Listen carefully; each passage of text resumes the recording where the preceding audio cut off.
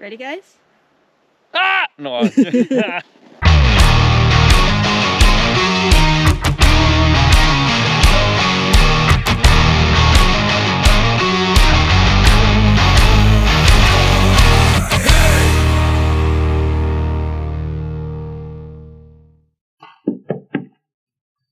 Hey guys, how are ya? Hey, Levi, Come how on you doing? in. I'm doing awesome. I'm doing awesome. Look at that, bringing the goods too. Yep. Nice. Got the skis. That's awesome. What kind of skis you got there, Ryan? Got some nice new razors for Levi. I'll take it. I love them things. I've been running them for so many years. Well, let me give you a little tour. Yeah. Where we're at, what it is. I originally built this back in the day when I first started racing. I remember telling myself, I'm like, I'm gonna build everything that I need so I can have the tools to try to get better at racing. And it was funny because it started off as racing and eventually evolved into freestyle and all the other things. But all along that time, we kept all the, I want to say all the sleds, but I'm missing a few sleds that I would have liked to have kept. But we started keeping them back in 2006, which was the first one of my first pro national win. And we kind of went down through the race. And the funny thing is, you know, my dream as a kid was to become a professional racer. And of all the sleds up there, I think there's only 3 of them that have anything to do with racing. So it's funny how things evolve. Exactly. Hey, Levi, how many sleds do you own? How many sleds do I own? Oh, goodness, I get that question a lot. You know, I've got a bunch of them that aren't here yet. I got a bunch in the... I have probably over 30, for sure I do. So if you count the vintage sleds and everything else. But there's a lot of sleds. Snowmobiles put a smile on my face. Oh, yeah. But anyway, so I built the shop, and when I first did it, I thought, gosh, how am I ever going to fill this thing up? And now I just keep putting racks up and shelving to take care of everything. So is that dummy to help predict if you're going to break any more bones? So that was my test dummy. Literally, we did a slip and slide with Red Bull. Okay. And I said, I want to build like a freestyle motocross ramp, and I want to drag us off on, with the high-speed winch. So you hang on this high-speed winch like the wakeboard. The thing will go like 50 mile an hour. And I'm like, let's drag people into the ramp, send them off in the lake. And I'm like, but I don't know how it's going to go. So I said, let's get a dummy, and we can test it with that. So that's where we ended up getting that guy. We tested him, and he's actually been used many times over the years now. It started with that, and then we had him, like he jumped 200 plus feet on a snow saucer out there, and he ran into the back of a truck. We had him on my 500 a couple years ago. So yeah, he's been through a lot, but he's a tough old guy. Good. What's his name? So he's had multiple name changes. He started off as Loctite Larry, and then he became Lonnie was the most recent, and his original name was Rescue Randy. Yeah, Good stuff. lots of fun with him. That's our second one though. We had the first one. Believe it or not, we had him in the semi, and they were cleaning the semi out, so they had him propped up next to the semi. And somebody came and took him. So the original guy's somewhere having fun. Right. So. I'll show you some more. So but this was like my little changing room and stuff there. But this was my original apartment. I had, it's pretty simple. It was small. When I originally built this, it was like I wanted to have the tools that I needed. So I said, I don't need much to live in. Right. I just need a place. But I need a gym. You can still see the nail marks up here. The nail marks are those are my X Games medals and stuff from years ago. And I would put it there, and I purposely put the glass doors here so that if I was ever sitting on the couch, I always had the reminder that those medals don't come from watching TV. And then this was my gym that I had for years. We did a lot of training with the riders and everyone else. A lot of stuff over the years, but How much do you lift? how much do I lift? Not near as much as I used to, I'll tell you that much.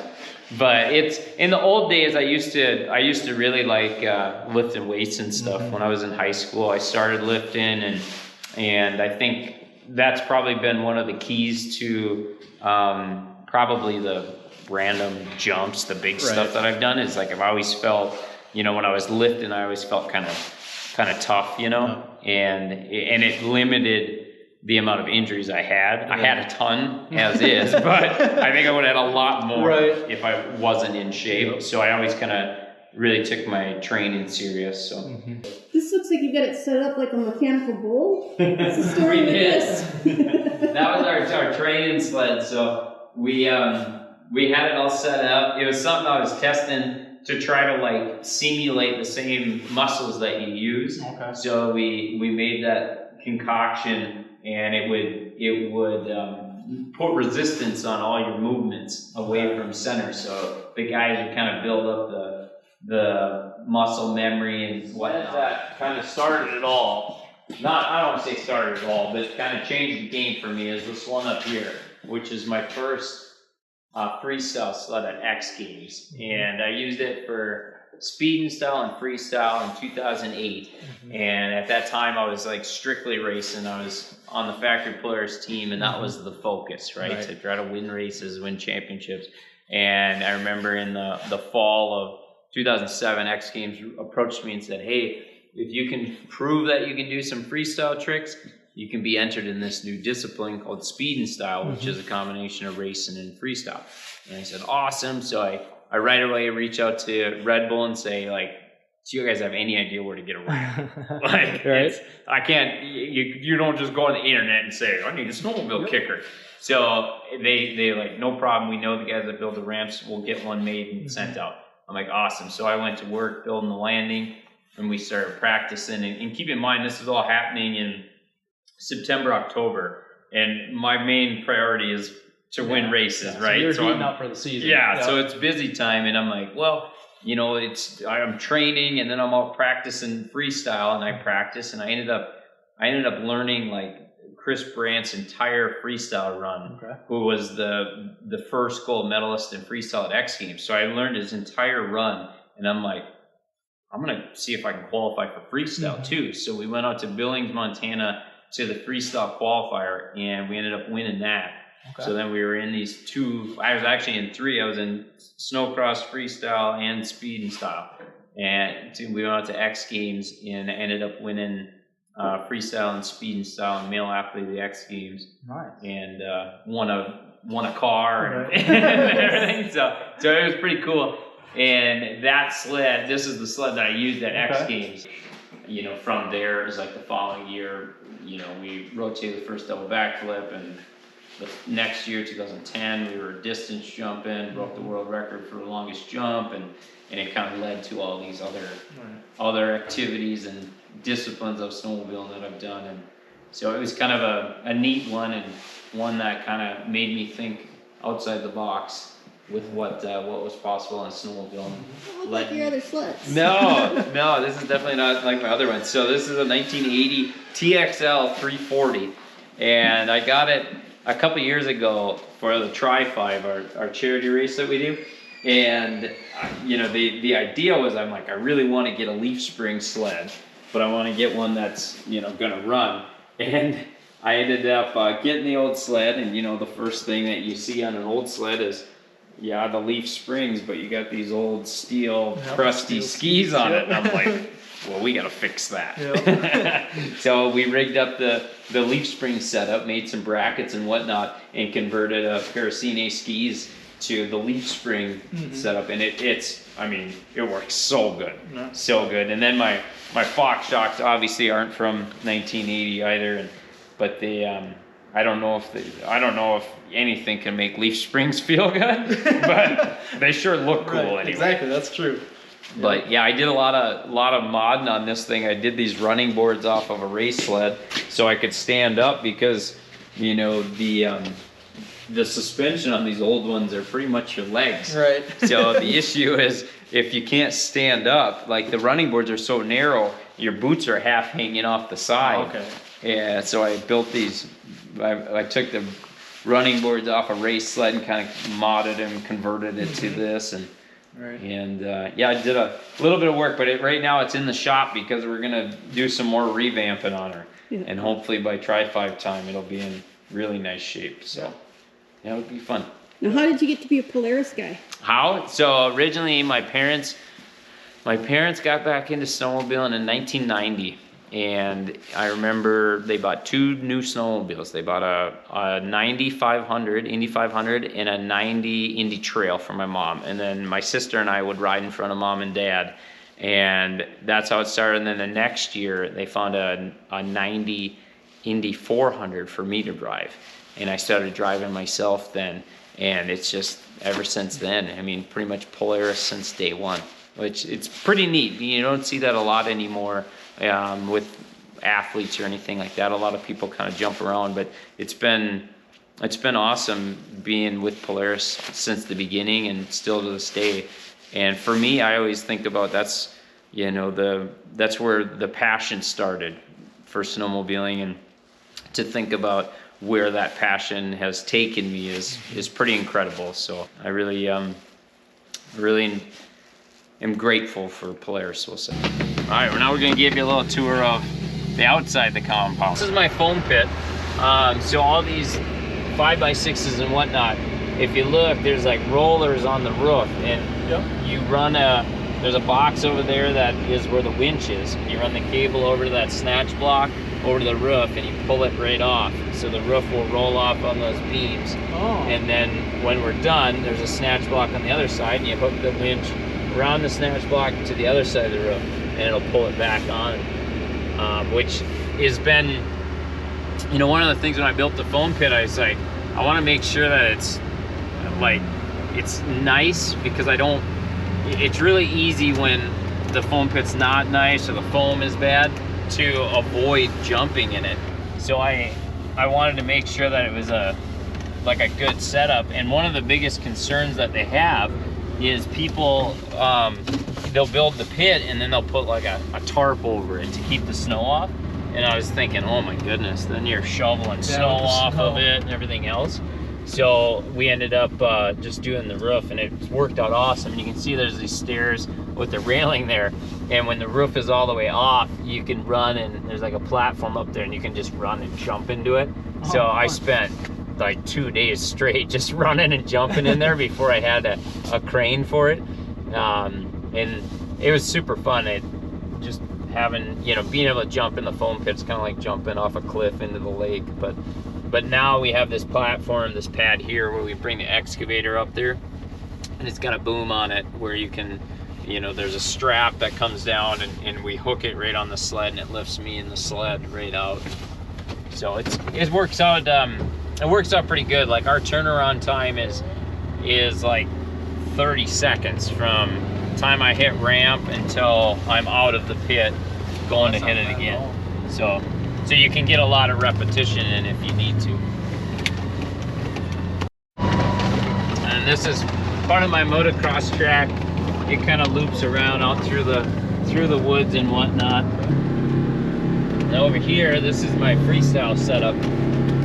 So originally, I had one landing, and then we started building things up, where now there's 3 different kicker landings, which is the smaller ones, and then up here, the big landing there by the tall light tower is the bar landing, which is the 100-foot jump. Okay. And we use that one because it's 25 foot tall. A lot of times we'll build off of that for some of the projects. We've had that built up like a layer cake where it was 40 foot tall. And I practiced some of the step-up jumps and stuff from urban snowmobiling and other projects that we've done. Gotcha. So it's been, a lot of work making hills in a flat field. We haven't made snow in a few years now, but when I was doing freestyle at X Games, we would make snow every year, and then we would blow it and then cover all the landings and whatnot. As you can see, all of them are made out of dirt and wood chips, and then we would cover it with a layer of snow. So there's the snow guns over there, the groomer and whatnot. And then this was our pond over here where we would pull the water from. One of the big things about the freestyle course is I put in all that lighting around it, so it has kind of like stadium lights around the course, so that I could ride all time of the day and night, which was huge because during the winter time, you know, it's dark by like 4:30. Right. And, you know, it's tough because you'd have to break up the landings every day. You'd have to go and like soften them up. Right. And by the time you get the equipment running, and, you know, and then if something happens with the equipment where it's gelled up or something, you're messing with that. So we put the lights up, and I've been out here, you know, fortunately I have good neighbors, but I've been out here as late as 12:30 in the morning, jumping into the foam pit, and, you know, during X Games time if we needed to learn something. But typically we would ride, you know, I would always be wrapped up by 8 o'clock, I suppose. The hidden treasure. Some more in here.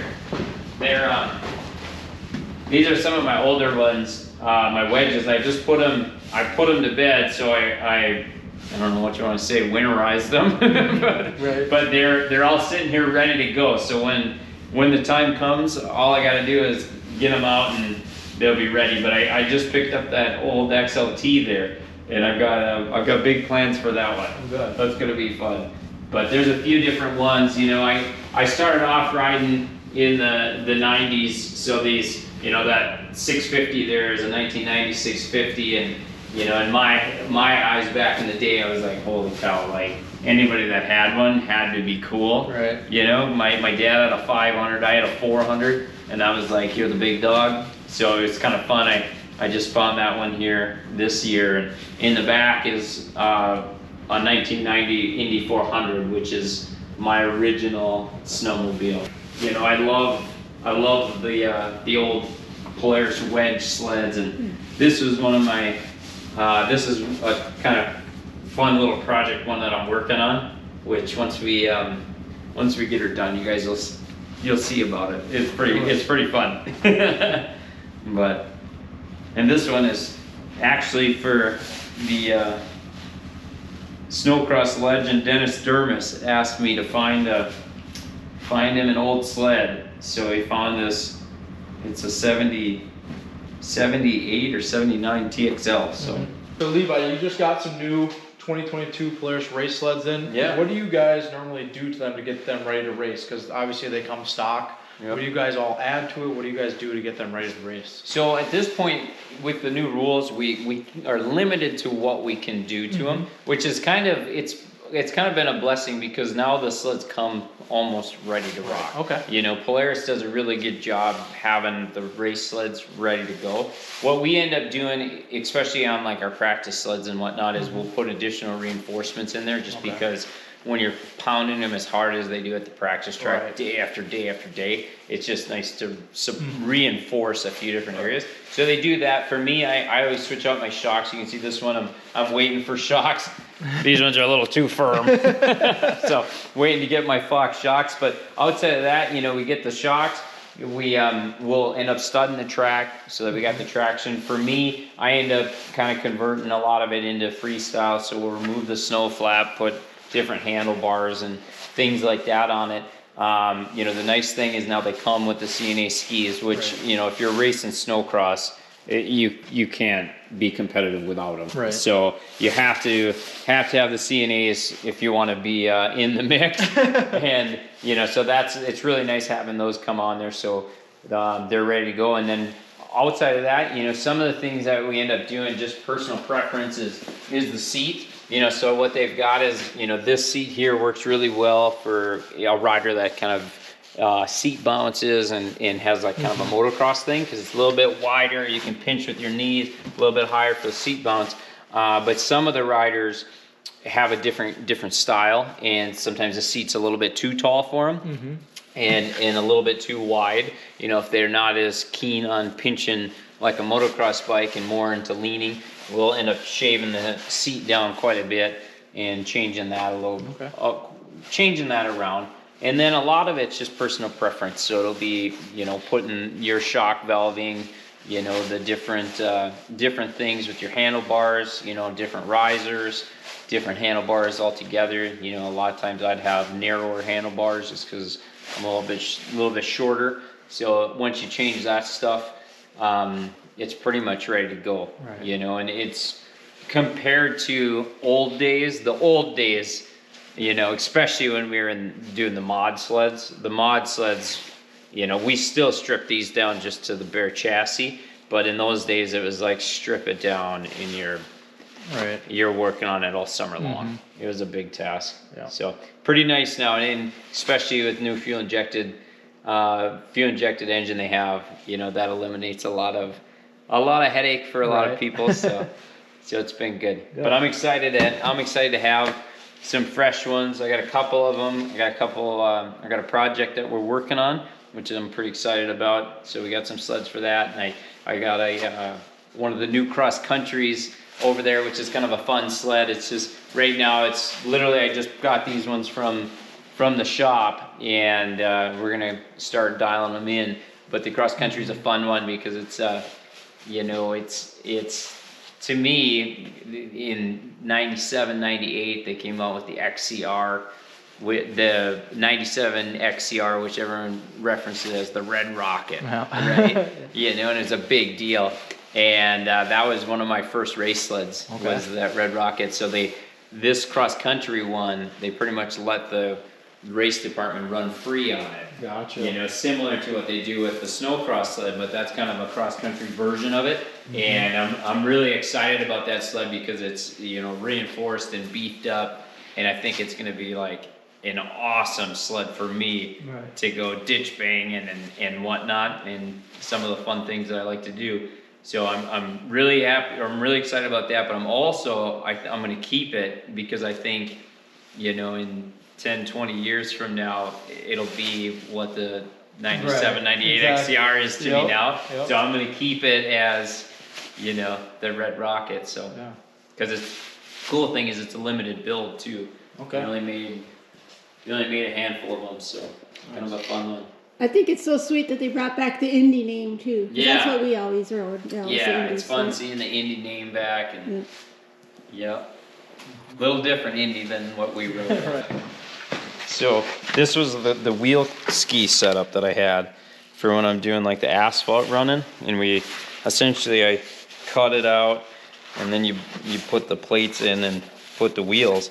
But it actually works pretty good, and the way that we have it is, you know, it allows me to have like these wheels just slightly lower than the ski, which I still get into the pavement when I slap down, but I have these sticking up just a little bit further, so in snow it still catches the keel and can turn a little bit, which is nice. But you can see the asphalt riding is not very good for your skis.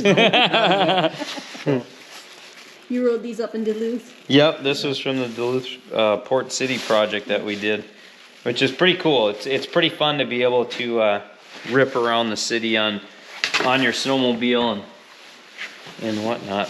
And we had, it's funny thinking about this, so we had the wheel skis that we've done here, and I made a set of skis into water skis years ago. Which not ideal for your ankles, I found out.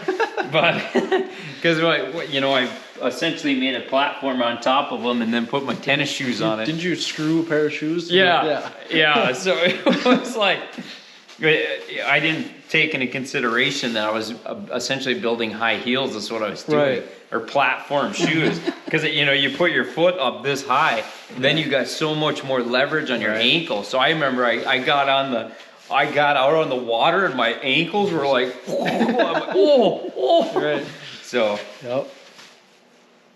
so kind of poor design on my behalf. If I did another one, I think I would try to mount the ski down in a little deeper. You probably wouldn't even need some of the cross brace stuff. But yeah, it's been pretty fun. It's cool to think about all the years that I've been with C&A. I mean, you go down down the line of all these different projects and these different things and the different races. And I mean, we've been running them for, I remember back when I was, you know, amateur, you know, just privateer running with Dad.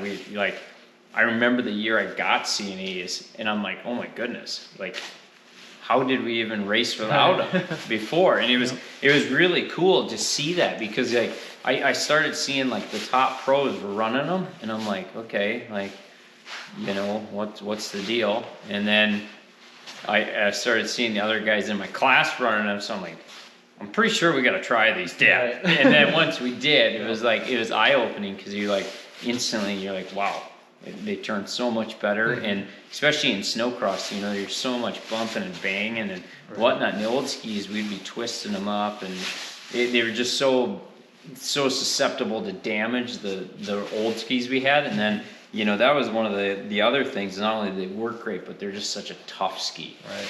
You know, that's even on my trail sleds and stuff. I've ran those same skis year after year after year. Right. And it's just tough. Usually I end up just getting new ones to match a new sled, you know?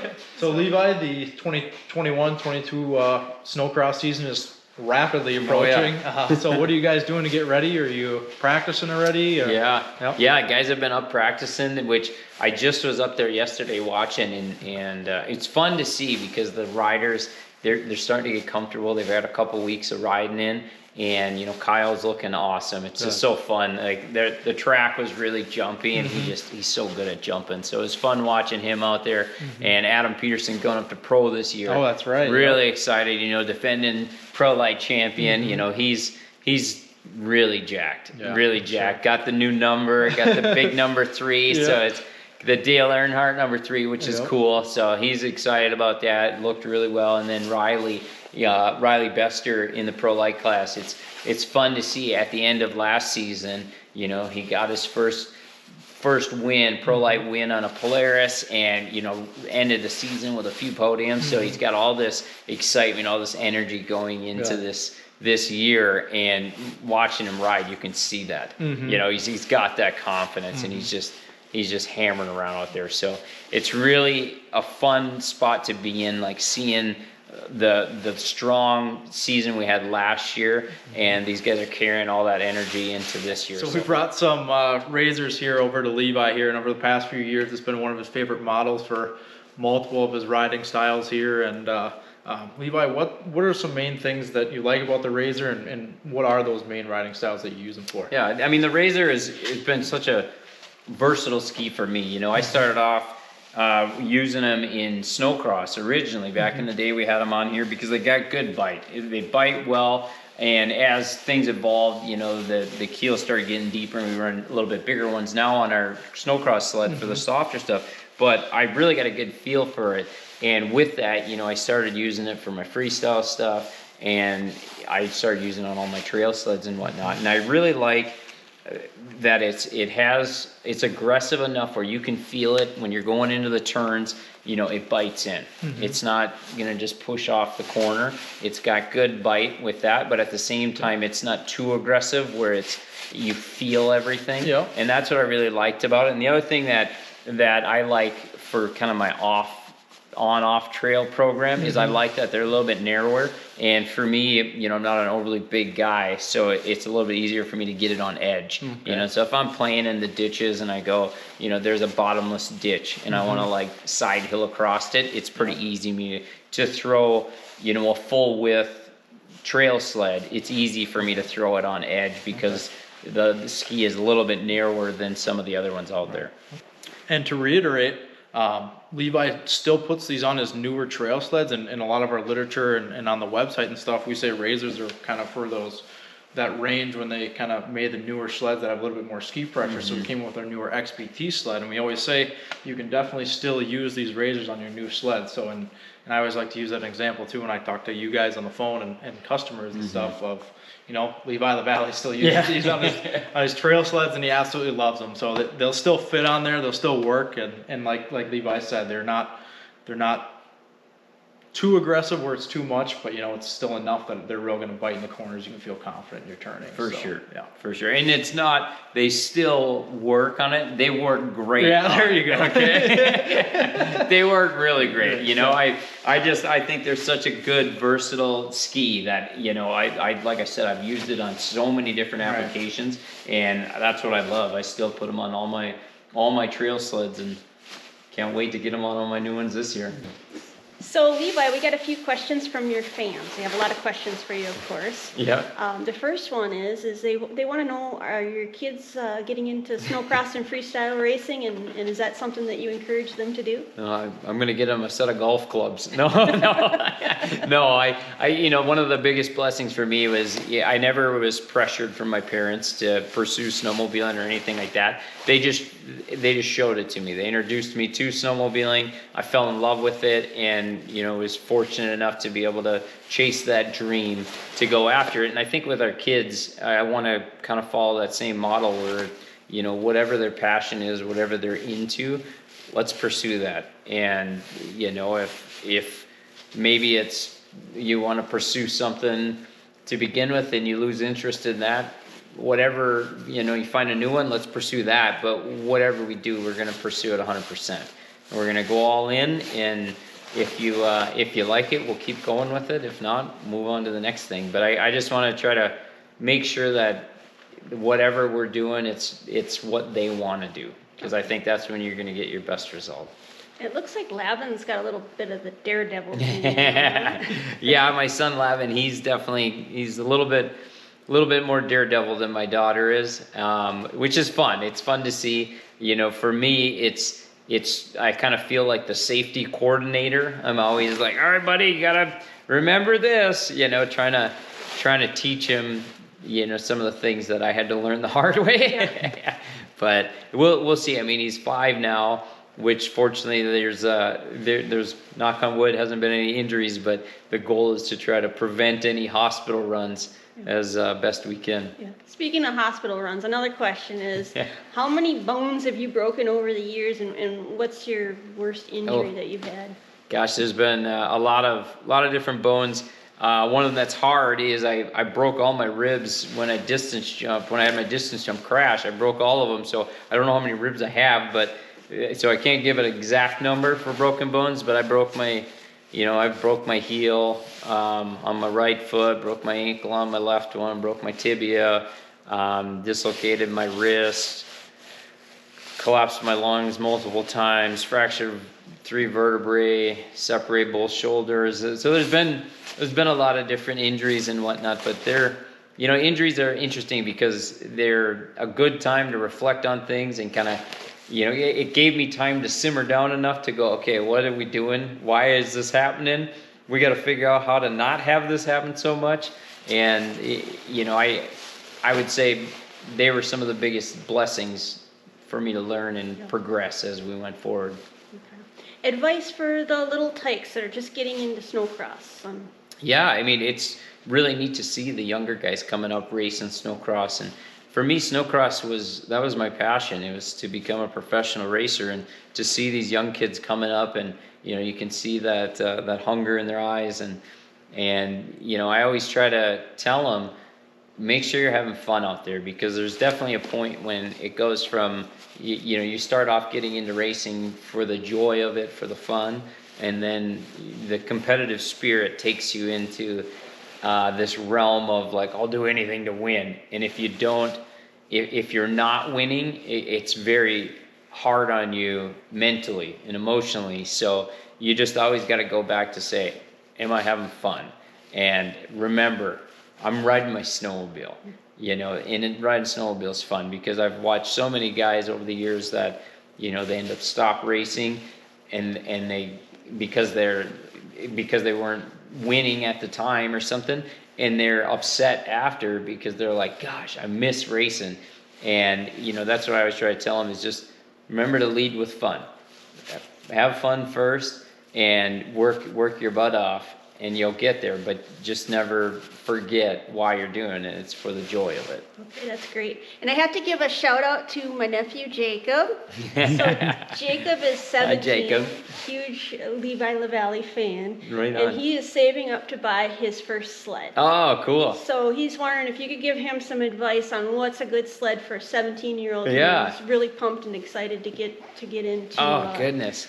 Mostly trail riding, ditch banging, lake yeah, riding. absolutely. I mean, there's so many, endless possibilities, right? You know, at that age. So, you know, I always tell everyone, like, you don't have to get a brand new snowmobile to enjoy snowmobiling. Yes, the new sleds are awesome. By all means, they're incredible.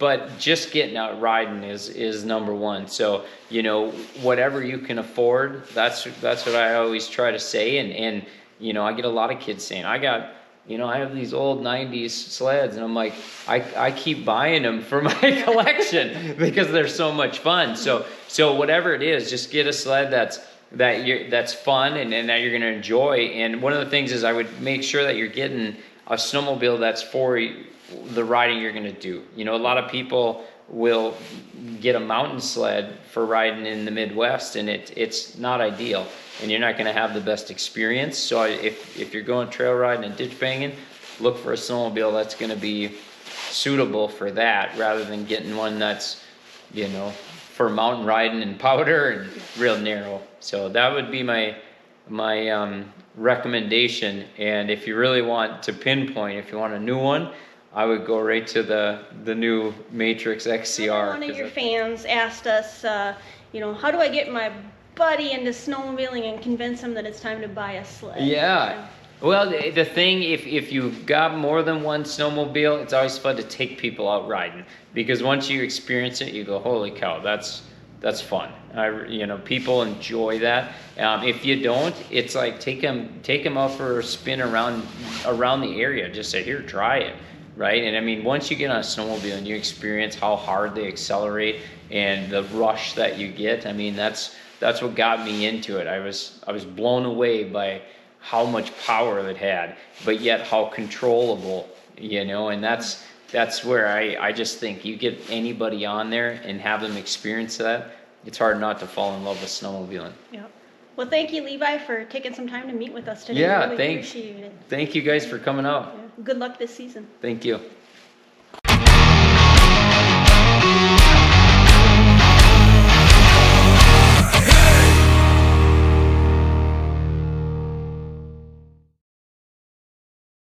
If we crash the drone, it's because Levi was doing stunt tricks with it. That's what I do, though. It is.